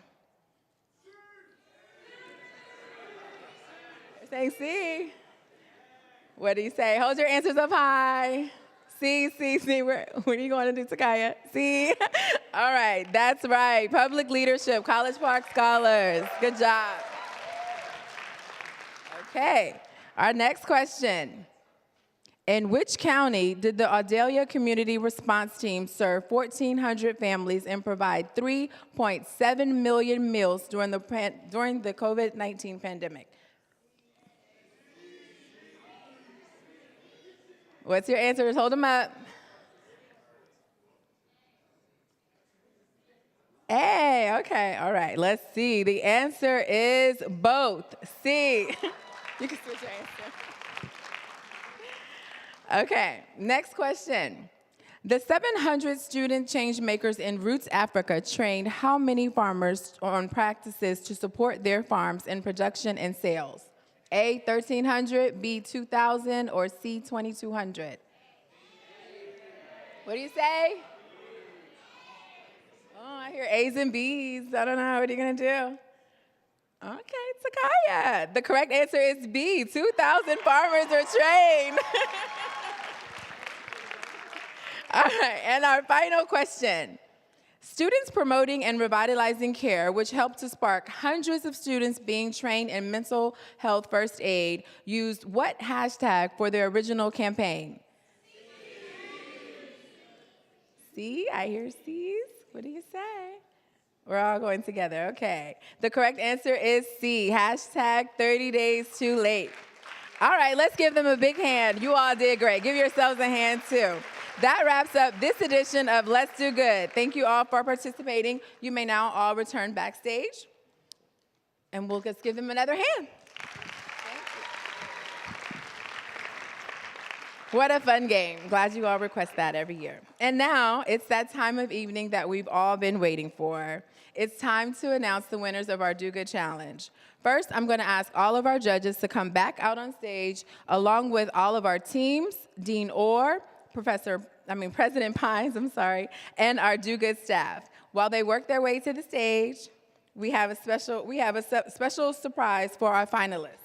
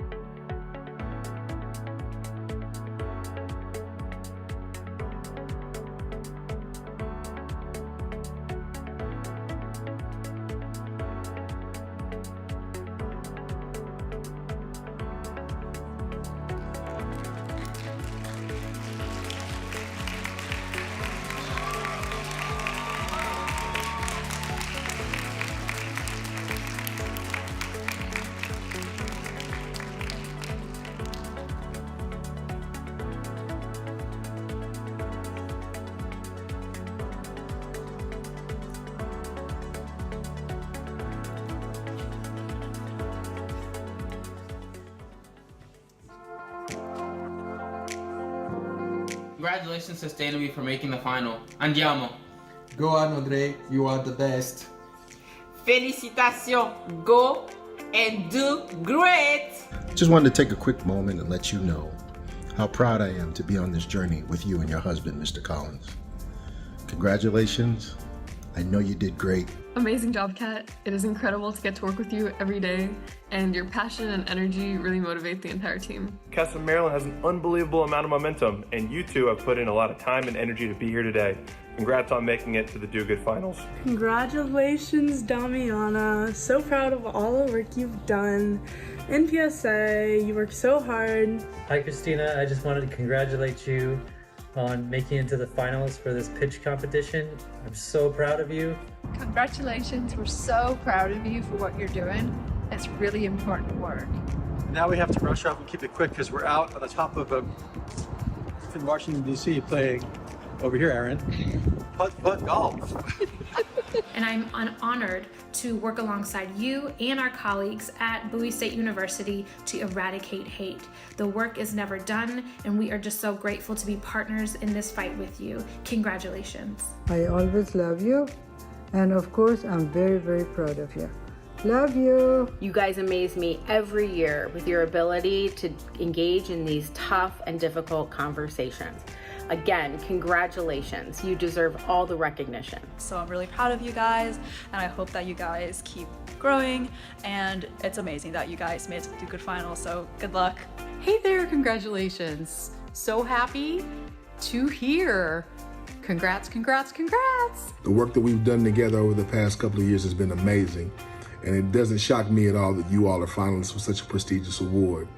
I know that everything that you do, you have your true motivation as we preserve the memory of Lieutenant Collins, And I thank you for everything that you've done, inviting me along on this ride with you. Hey Camp Kesem, it's French Toast. Congrats on making it to the Do Good Finals again.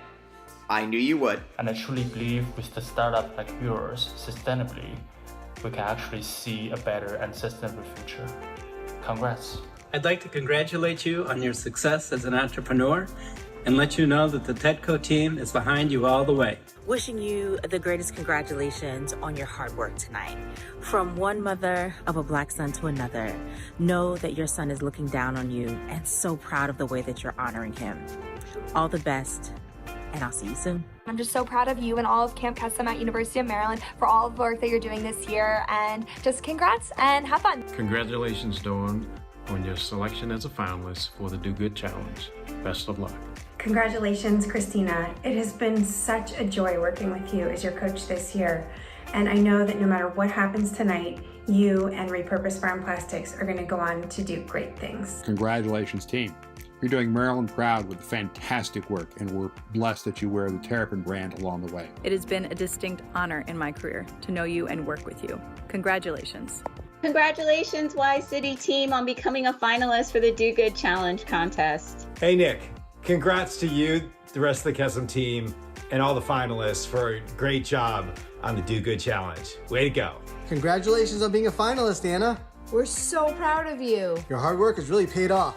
And your commitment to PSA is outstanding. Go PSA! Woo! Congratulations! Congratulations to the Wise Cities team on being a finalist in the competition. Dawn Collins, aka Mama Bear. Congratulations on being a finalist in the Do Good Challenge. On behalf of all the alumni, I just really want to thank you guys for putting in that work and knowing that every single second of every single day that you guys are doing good. Congratulations on being a finalist. I know that nothing is impossible for you. Go and reach for the stars. I love you. I had the opportunity to watch you from a concept all the way through to an established organization. What a great victory this is for you tonight, and there's so many more victories coming your way. I'm so happy for you. I know you and Kevin have spent a lot of time and energy. This is a great success.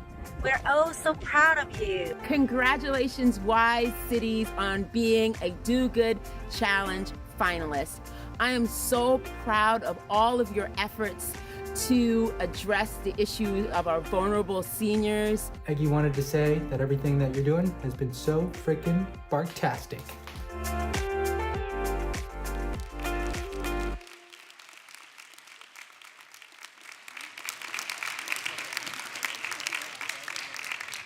Wow, that video. I hope you can all feel the love. We asked friends and family for 10-second videos, and we got 15 minutes of content. So we had to cut it down. Don't worry, we'll share the full version with you all so you can continue to feel the love. It's my distinct pleasure to announce the Audience Choice Award winners. The Finalist Audience Choice Award goes to Kesem at UMD.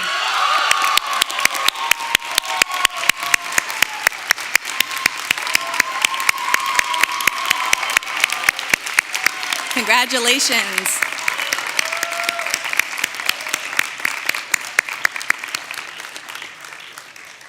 Now, earlier tonight, everyone text voted for their favorite showcase teams, and you saw the two top vote-getting teams do a lightning pitch on stage.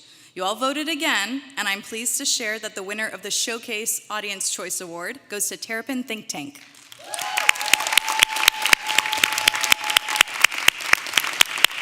Congratulations, Terrapin Think Tank. And that means that the runner-up for the Showcase Audience Choice Award goes to Latina Pathways.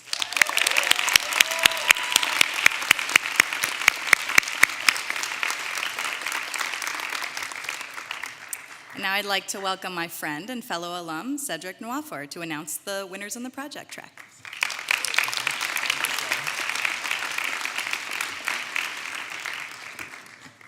Hi, everyone. A few years back, I was on this stage as well, running for this challenge.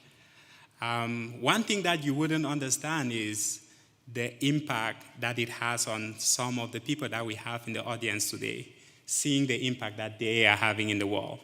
it's inspiring them. When I started with Roots Africa in 2017, I always thought I want to win the Do Good Challenge every single year.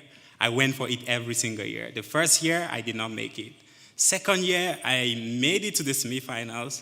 Third year, I made it to the finals, and that's when we won.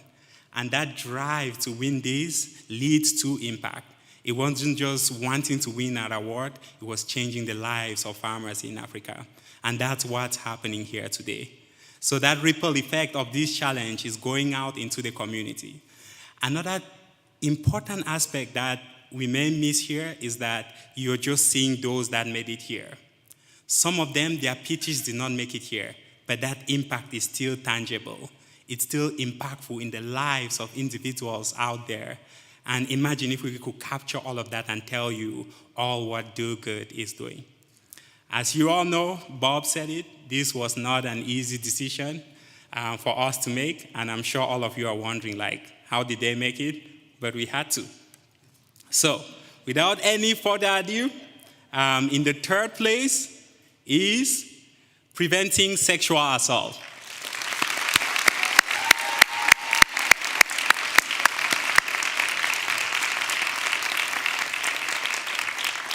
Your team provided great data.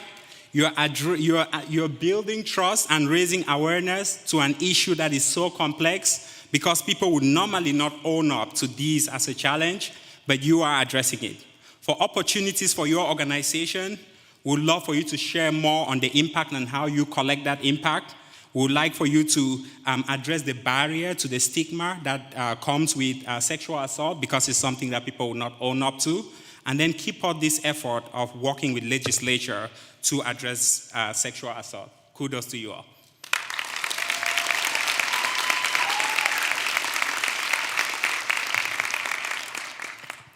And again, this was not an easy decision, but the first place winner goes to Kasem.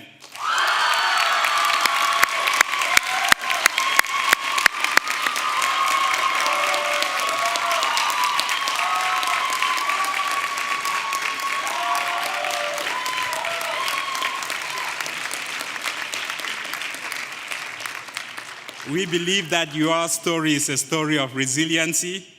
You have come to this challenge 3 different times, and you've kept on coming, and you've been delivering impact year after year after year. We could feel your impact. It was tangible. We could see the impact today, and you are student-led and student-run.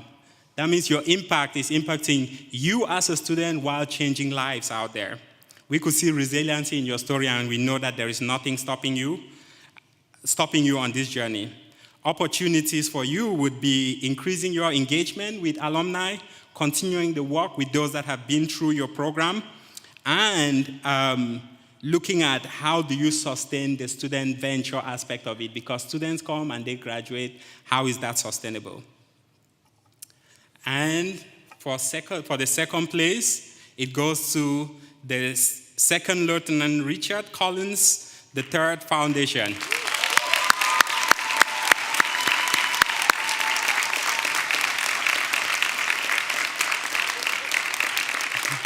As you all must have guessed, this was not an easy decision for us, but we know that there is nothing stopping you. You have taken pain and turned it into purpose. We know that this is just one of those milestones for greater things to come. We know that there are opportunities. There's a high demand for what you are offering. You are addressing an issue, utilizing veterans to address an issue that exists even within the military and beyond. And there is no better way of doing it, and we believe that you will change the world. Thank you so much. Thank you.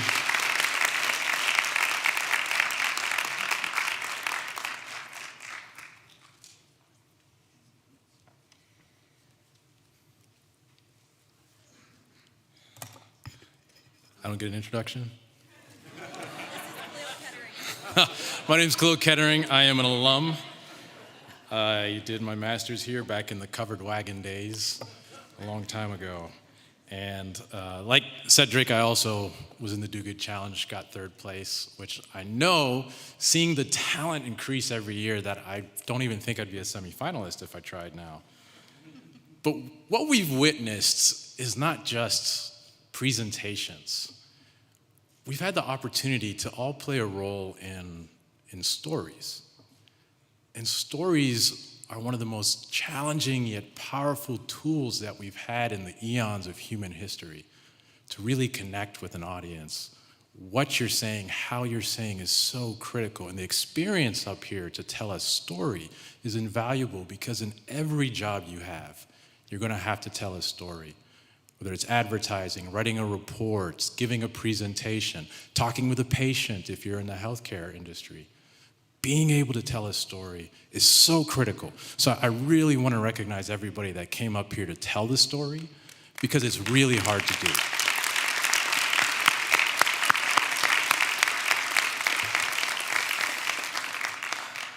And with that, from the venture track, in 3rd place, we have Wise Cities.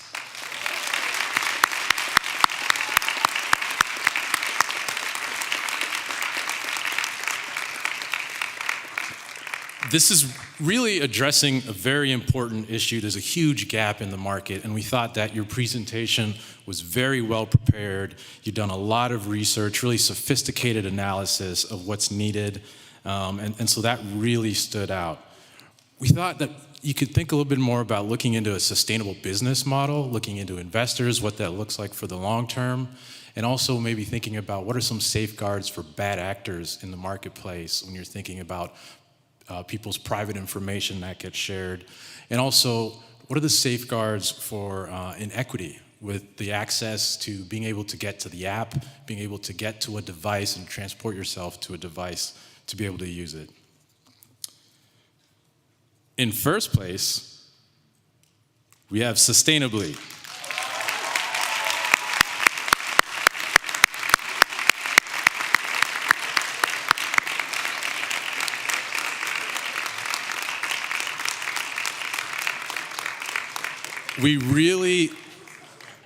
Your well thought out financial model really resonated with us. We thought it was such a simple yet creative solution. There's a really clear market niche that you've looked into and discovered. You know who your audience is. You immediately answered those questions. And there's also a clear impact right away that can happen. Some of the questions we were thinking of is, this is still based on behavior change. Is there a way that you can design this to automatically shut off to prevent human error? And in the future, if you're pitching this to investors, you glossed over the $100 million component of it. That's the most important part. So spend some time really digging into that for your investors and judges in the future. And at 2nd place, we have repurpose.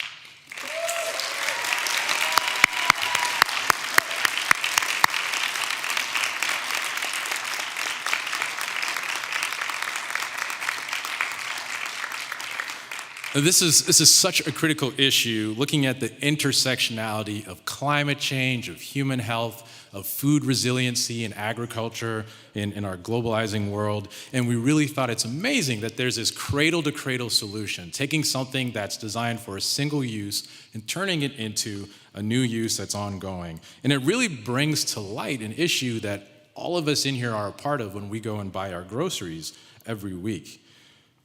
We encourage you to dig a little bit more into the supply chain and what might be those glitches on the demand side in the supply chain. There's some assumptions there on the supply chain and how that can lead to scaling this up a little bit more. What's really the market size that's out there? And also, how can this become a systems change approach? There's still the plastic that's going out there at the end of the day. So let's really think about how this can be a systems change and not just a Band-Aid over one issue, but lead to a larger wide change in the agricultural system. But amazing, really hard to decide, and thank you all for your impact.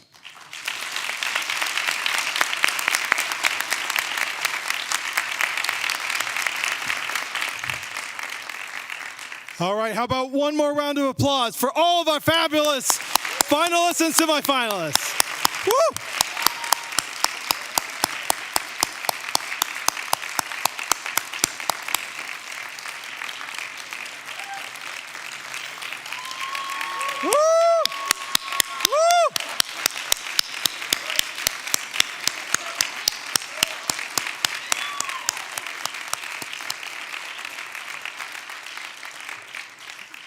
All right, my friends. So this concludes our 11th Do Good Challenge. I want to remind you to have all of you join us for Maryland Day on Saturday.